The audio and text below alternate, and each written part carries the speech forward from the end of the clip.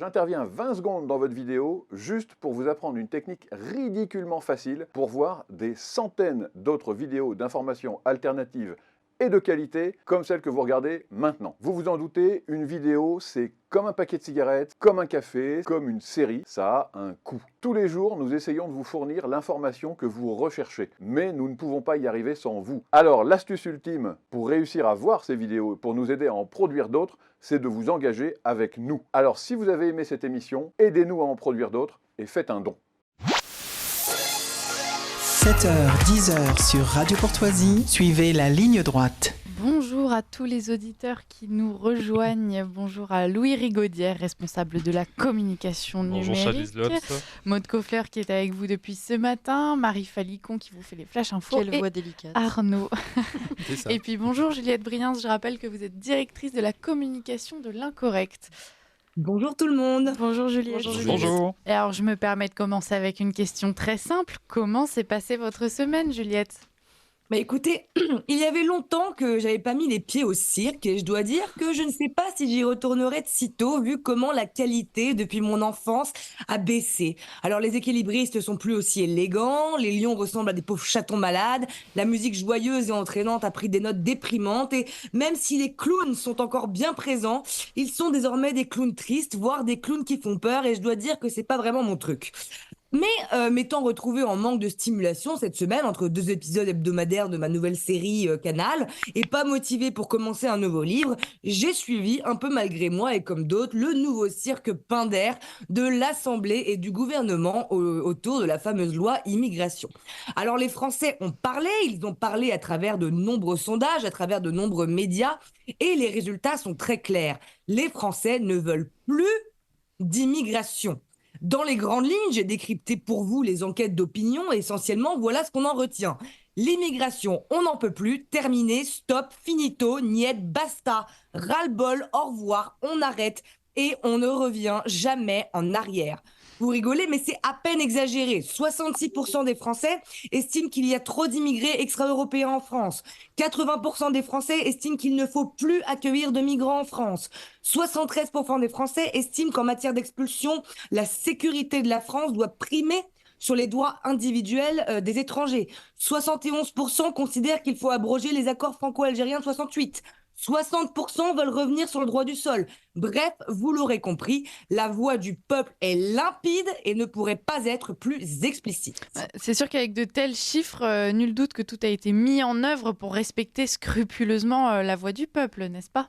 Hélas, ma chère Liselotte, pour ceux qui cultivent une vision de la démocratie bien à eux, cette parole n'a pas ou que peu d'importance. On ne se privera pas de commencer par les pires, les idiots beuglants d'LFI, qui, comme à leur habitude, ont gesticulé dans tous les sens à travers des tweets et des vidéos pour expliquer comment la France devrait accueillir, au contraire, tout le monde, sans distinction, qu'il faudrait régulariser absolument tout le monde, que lorsqu'un migrant clandestin viole une jeune Française, il faudrait avant tout penser à ne pas le stigmatiser et à respecter les droits de cet homme en ne le renvoyant pas chez lui où il risquerait, il est vrai, de se prendre quelques coups de fouet.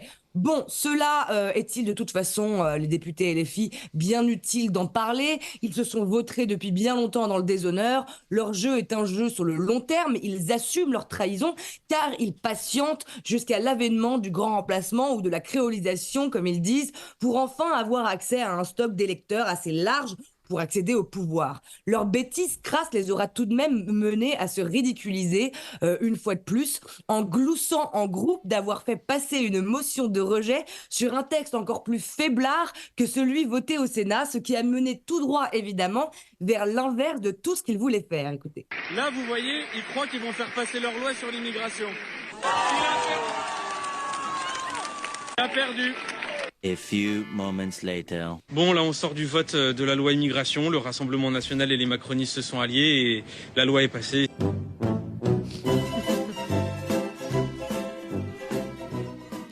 Voilà, bon, Merci pour ce montage. Comme je le disais plus haut, inutile d'aborder plus longuement ces tristes personnages dont la mémoire se retrouvera de toute façon bien assez vite dans les plus profondes poubelles de l'histoire.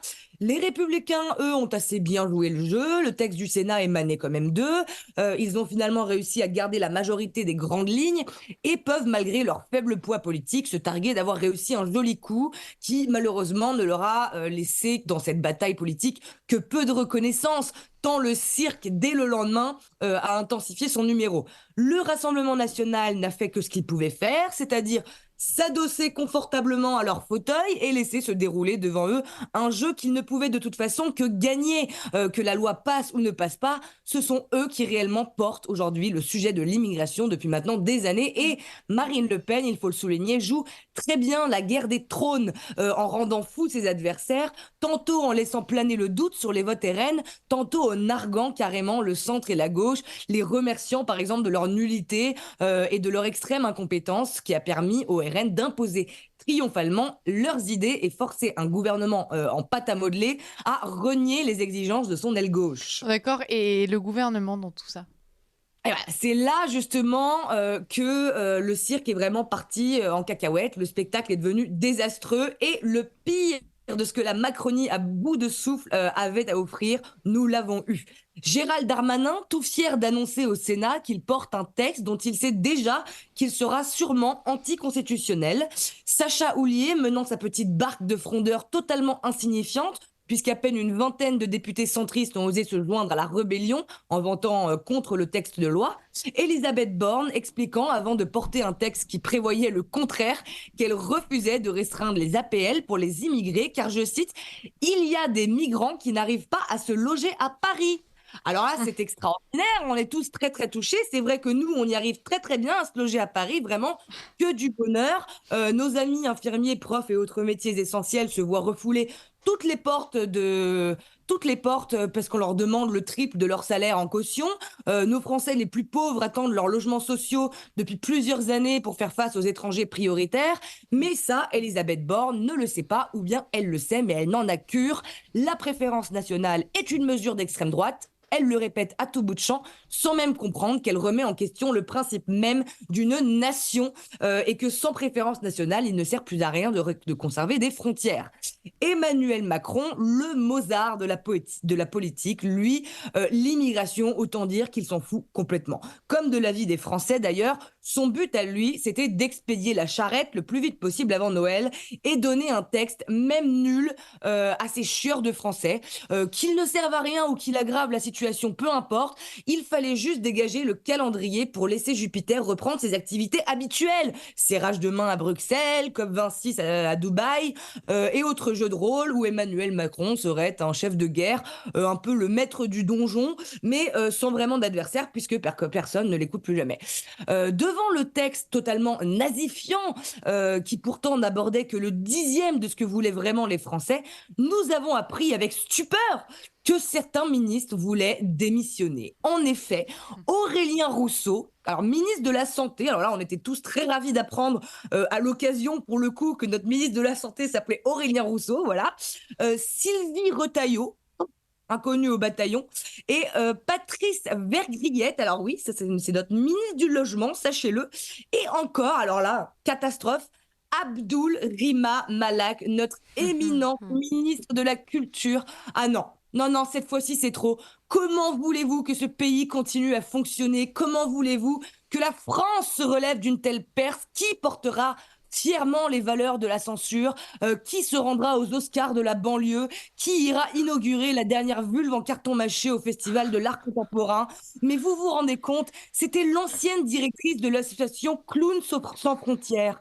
Clowns sans frontières, une association dédiée à amener le rire et le spectacle aux enfants qui crèvent de la famine. Ah, la belle jambe que ça leur faisait à ces enfants. Mon Dieu, que cette femme était utile. Mon Dieu, que son bilan a pourtant porté notre pays, quoi. C'est vraiment devant cette perspective de cette incommensurable perte qu'Emmanuel Macron a eu une idée brillante. Dans les médias, il a laissé filtrer que, je cite, « la majorité s'accorde pour ne pas promulguer le texte de loi s'il est voté grâce aux voix de l'extrême droite ». Alors là, on en tombe de notre chaise. Ces gens n'ont carrément plus aucune limite, plus aucune gêne à commettre des flagrants délits de démocratie, à bafouer toutes nos institutions, à nous cracher à la gueule, nous, pauvres Français, qui nous sommes contenter de donner notre simple avis, en fait, et d'espérer, naïfs comme nous le sommes, que la démocratie voulait encore dire que la parole était au peuple. La vérité, on la connaît, mes pauvres amis. Ce modèle faussement démocratique de la Ve République qui est à bout de souffle, ça fait belle lurette que notre avis ne compte plus pour rien. Et on le voit tous les jours sur le service public, sur la dissolution arbitraire d'associations pacifiques, sur les traités signés contre l'avis des scrutins de référendum et sur la loi immigration qui, je vous le dis, et désolé si ça vous déprime, ne servira à rien et ne changera rien. Quand ce ne sera pas le Conseil constitutionnel qui viendra invalider la moitié des mesures, sauf celle peut-être sur la régularisation des clandestins qui travaillent par le préfet. Oui, celle-là, évidemment, elle passera sans problème. Ce seront les juges qui n'appliqueront pas les lois, comme l'a d'ores et déjà annoncé implicitement le syndicat de la magistrature dans un tweet, ou les régions de gauche, comme elles l'ont également, 32 régions de gauche annoncé qu'elles refusaient de respecter la loi, ou alors ce sera la fameuse CEDH qui empêchera à la France d'exécuter souverainement ses propres lois. Oui, mes chers amis, je vous le dis, mi-triste et mi-résigné, ne vous attendez à rien, vous ne serez donc pas déçus. Ne comptez sur personne, protégez votre famille et vos enfants, prenez vos dispositions dès maintenant, car le cirque va continuer encore longtemps, et si nous nous réveillons peut-être un jour, il sera peut-être trop tard. Merci Juliette Briens pour cette description d'un bien triste cirque. Je crois que Louis Rigaudière, ça devrait vous faire réagir. Non, mais c'est vrai que c'est un bien triste cirque, mais c'est vrai que surtout que j'ai l'impression qu'on s'emballe un petit peu et au final, ça sera peut-être pour pas grand-chose, parce que je pense qu'il le savait finalement que le Conseil constitutionnel allait sans doute mesurer l'immense majorité des mesures qui seront les mesures clés. Et si on a vu Elisabeth Borne, malgré tout, qui a quand même reconnu elle-même que certaines de ces mesures n'étaient peut-être pas constitutionnelles. Et là ça pose d'autres questions, soit d'amateurisme, soit de calcul politique absolument assez sadique, parce qu'il y a une vraie demande pour le coup des Français là-dessus, sur ces mesures-là. Et puis évidemment, la grosse perdante, c'est la gauche, évidemment, qui est complètement tombée dans le piège de la droite et du Rassemblement national, et qui déplore la préférence nationale qui a été instaurée par le Front populaire, si je me souviens, mais de mes cours d'histoire en plus, donc par la gauche elle-même. Donc c'est assez pathétique tout ça. Marie Falicon. Sur cette pseudo-préférence nationale qui pose problème à la gauche, le texte en plus est encore à mon sens bien léger, il ne va pas au fond du problème. Vous parliez des logements sociaux tout à l'heure, Juliette, et je rappelle qu'il y a quand même 50% des ménages immigrés algériens en France aujourd'hui qui occupent un logement social, c'est les chiffres du ministère de l'Intérieur. Alors qu'en parallèle, les ménages français non immigrés n'en occupent que 13%. Donc c'est quand même important de le rappeler, les Français restent, oui, les grands oubliés de ce projet de loi de surface. C'est vraiment un vaste cirque et voilà, vous l'avez bien rappelé. Et d'ailleurs, les Français, mais vous parliez des Algériens, les Algériens aussi. Rappelons qu'il y a des accords franco-algériens qui datent de 68, qui excluent totalement les étrangers algériens de cette loi. Oui, donc elle n'a aucune utilité. Par cette loi. Mais oui, bien sûr. Mais ça, personne n'en parle vraiment. Il faudrait quand même en parler. Les migrants algériens ne sont pas concernés par cette loi.